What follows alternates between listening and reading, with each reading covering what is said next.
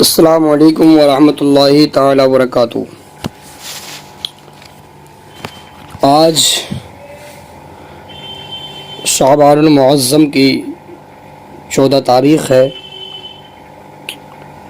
مغرب کے بعد سے شعبان المعظم کی 15ویں تاریخ لگ جائے گی، جس کو ہم اور آپ شب بارات کہا کرتے ہیں۔ اس کی فضیلت میں بہت ساری احادیث مبارکہ اور کلام الہی کی آیات شاہد ہیں۔ اللہ رب العزت نے کلام الہی میں ارشاد فرمایا، اعوذ باللہ من الشیطان الرجیم، بسم اللہ الرحمن الرحیم، حامیم والکتاب المبین، انا انزلناہ فی لیلۃ مبارکۃ انا کنا منذرین۔ قسم اس روشن کتاب کی، بے شک ہم نے اسے برکت والی رات میں اتارا، بے شک ہم ڈر سنانے والے ہیں۔ یہاں پر حامیم جو ہے وہ حروف مقطعات میں سے ایک حرف ہے۔ اس کی مراد اللہ رب العزت بہتر جانتا ہے، اور اس روشن کتاب کی قسم، اس آیت اور اس کی بعد والی آیت کا خلاصہ یہ ہے کہ اس قرآن پاک کو اللہ رب العزت نے مبارک رات میں اتارا، اور بعض مفسرین کے نزدیک اس آیت کریمہ سے مراد جو ہے شب قدر ہے، اور بعض مفسرین کے نزدیک جو ہے اس آیت مبارکہ سے رات جو مراد ہے وہ شب بارات ہے۔ اب اللہ رب العزت نے فرمایا کہ ہم نے اس کلام الہی کو مبارک رات میں اتارا۔ شب بارات کے بہت سارے فضائل ہیں۔ حضرت ام المؤمنین عائشہ صدیقہ رضی اللہ تعالی عنہ روایت کرتی ہیں کہ نبی اکرم صلی اللہ تعالی علیہ وسلم نے ارشاد فرمایا، اللہ تعالی 4 راتوں میں بھلائیوں کے دروازے کھول دیتا ہے، سبحان اللہ۔ ایک بقرعید کی رات ہے، ایک جو ہے عید الفطر کی رات ہے، اور شعبان کی 15ویں رات کہ اللہ رب العزت اس رات میں مرنے والوں کے نام اور لوگوں کا رزق، اور اس سال جو لوگ حج کرنے والے ہیں ان کے نام لکھ دیے جاتے ہیں۔ اور چوتھی جو رات ہے وہ عرفے کی رات ہے، اذان فجر تک۔ دوسری حدیث مبارکہ میں حضرت عائشہ صدیقہ رضی اللہ تعالی عنہ نے ارشاد فرمایا کہ اللہ رب العزت کے محبوب نے مجھ سے ارشاد فرمایا کہ میرے پاس جبرائیل آئے اور کہا، یہ شعبان کی 15ویں رات ہے، اس رات میں اللہ تعالی جہنم سے اتنے لوگوں کو آزاد فرماتا ہے کہ جتنی بنو کلب کی بکریاں ہیں اور بکریوں میں بھی جتنے ان کے بال ہیں، پروردگار عالم ان لوگوں کی اتنی تعداد کے مطابق مغفرت فرما دیا کرتا ہے۔ فرمایا لیکن پروردگار عالم اس مبارک رات میں چند اشخاص ایسے ہیں جن کی مغفرت نہیں فرماتا۔ فرمایا ایک تو کافر ہے جو کفر پر جمع ہوا ہے اور وہ کفر کرتا ہے، اللہ رب العزت اس کی مغفرت نہیں فرماتا ہے، اور ایک وہ شخص ہے جو عداوت رکھتا ہے، عداوت رکھنے والا یعنی کہ بغض و حسد رکھنے والا، کینہ پرور، اللہ رب العزت اس کی بھی جو ہے مغفرت نہیں فرماتا ہے۔ اور اللہ رب العزت کے محبوب نے ارشاد فرمایا ایک وہ شخص ہے جو کہ رشتوں کو کاٹنے والا ہے، تکبر کی وجہ سے رشتہ کاٹ دیتا ہے، کسی سے تکبر کرتا ہے، اس سے بول چال بند، رشتہ داری بند، سب کچھ کھانا پینا بند کر دیا کرتا ہے۔ اللہ رب العزت اس بندے کی بھی جو ہے مغفرت نہیں فرماتا اس مبارک رات میں۔ اور فرمایا تکبر کرنے والا، کپڑا الٹانے والا، یعنی کہ وہ شخص جو تکبر کرتا ہے، اپنے آپ کو گھمنڈ سے پیش کرتا ہے، سینہ تان کر کے چلتا ہے اور اپنی دولت پر، شہرت پر، اپنی طاقت کے بلبوتے پر تکبر کر کے لوگوں کو ذلیل و رسوا کرتا ہے، تکبر کرتا ہے، اسے بڑا گھمنڈ ہے اپنی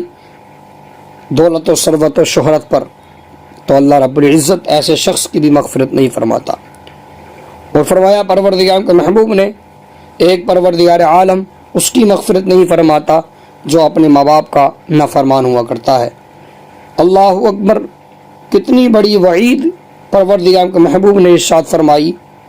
کہ اس رات میں اللہ رب العزت تمام گناہ گاروں کی مغفرت فرما دیا کرتا ہے۔ سبحان اللہ، یہاں تک فرمایا گیا کہ بنو کلب کی بکریوں کے بال کے برابر اللہ رب العزت گناہ گاروں کی مغفرت فرماتا ہے، گناہ گاروں کی مغفرت فرماتا ہے۔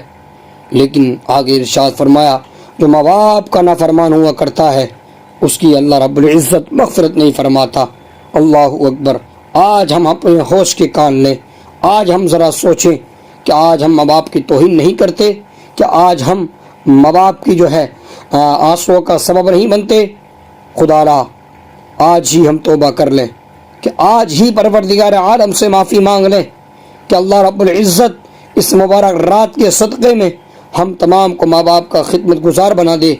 ہم تمام کو تمام گناہوں سے پاک اور صاف فرما کر اس مبارک رات کا صدقہ ہم تمام کو عطا فرما۔ اور آگے پروردگار کے محبوب نے ارشاد فرمایا ایک وہ شرابی ہے جو کہ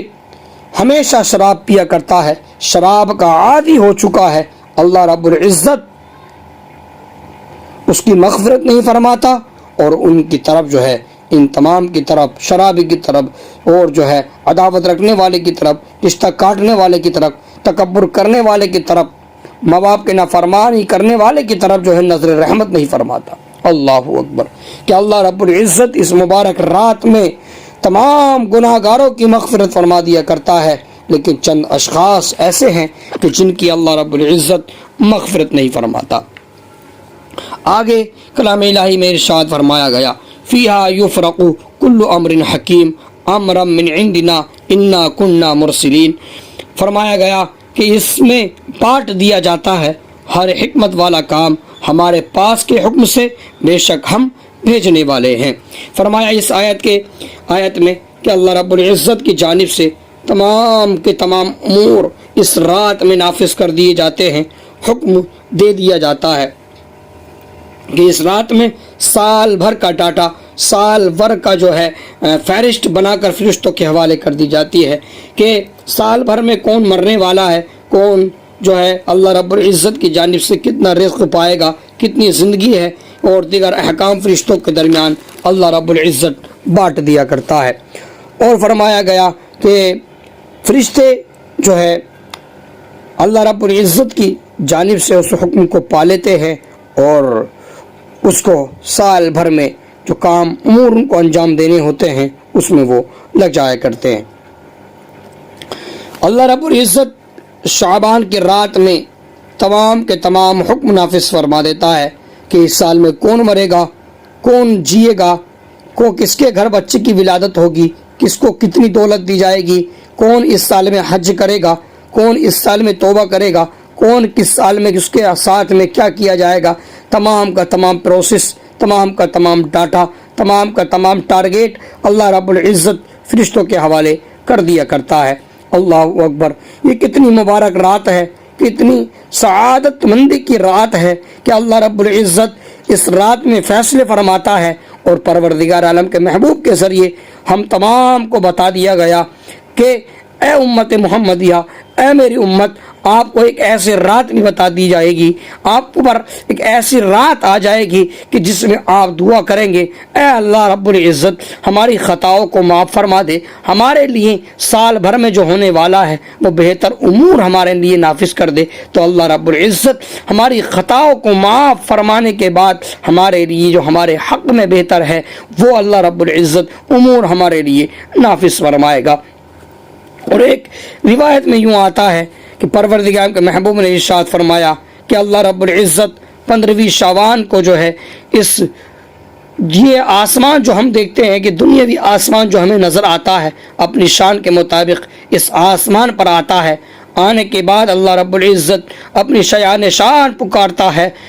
کوئی مجھ سے مغفرت طلب کرے میں اس کو مغفرت دوں، ہے کوئی جو مجھ سے دولت طلب کرے میں اس کو دولت عطا فرماؤں، ہے کوئی جو مجھ سے اس رات میں اولاد طلب کرے میں اس کو اولاد عطا فرماؤں، ہے کوئی جو اس رات میں علم و حکمت کے خزانے مجھ سے طلب کرے تو میں اس کو علم حکمت کے خزانے عطا فرماؤں، ہے کوئی جو مجھ سے عزت مانگے میں اس کو عزت عطا فرماؤں، ہے کوئی جو اپنے گناہوں کے سبب گناہوں کی وجہ سے میرے بارگاہ میں آئے ایک آنسو ٹپکائے اور تمام کے تمام گناہوں کو مجھ سے معاف فرمائے کروائے۔ اللہ رب العزت رات میں فجر کے وقت تک جو ہے یہ ارشاد فرماتا رہتا ہے، تو اللہ رب العزت ہم تمام کو اس رات میں جو ہے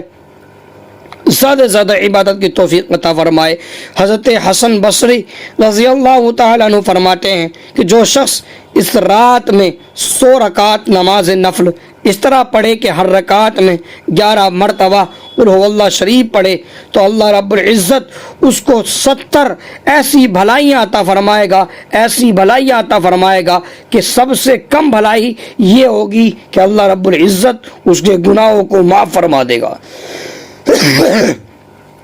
اللہ رب العزت اس کے گناہوں کی مغفرت فرما دے گا۔ اور فرمایا گیا کہ اس رات میں نماز پڑھنے کی بڑی فضیلت ہے، لیکن بہتر یہی ہے کہ نمازیں اپنی جو ہے قضاء عمری نماز پڑھی جائے، کہ جو موقع جو ہوا کرتے ہیں اپنے قرض کو چکانے کے ہوا کرتے ہیں، کہ ہم کو چاہیے کہ ہم اس رات میں زیادہ سے زیادہ عبادت کریں۔ اب یاد رہے کہ اس آیت مبارکہ سے کچھ مفسرین اکرام نے فرمایا ہے کہ اس سے شعبان المعظم کی رات مراد ہے، اور کچھ نے فرمایا کہ شب قدر کی رات مراد ہے۔ تو اس میں تطبیق کس طرح دی جائے گی؟ یاد رہے کہ کئی احادیث میں بیان ہوا کہ 15 شعبان کی رات کو لوگوں کے امور کا فیصلہ کر دیا جاتا ہے، جیسے کہ ام المؤمنین حضرت عائشہ صدیقہ رضی اللہ تعالیٰ عنہ فرماتی ہیں کہ نبی اکرم صلی اللہ تعالی وسلم نے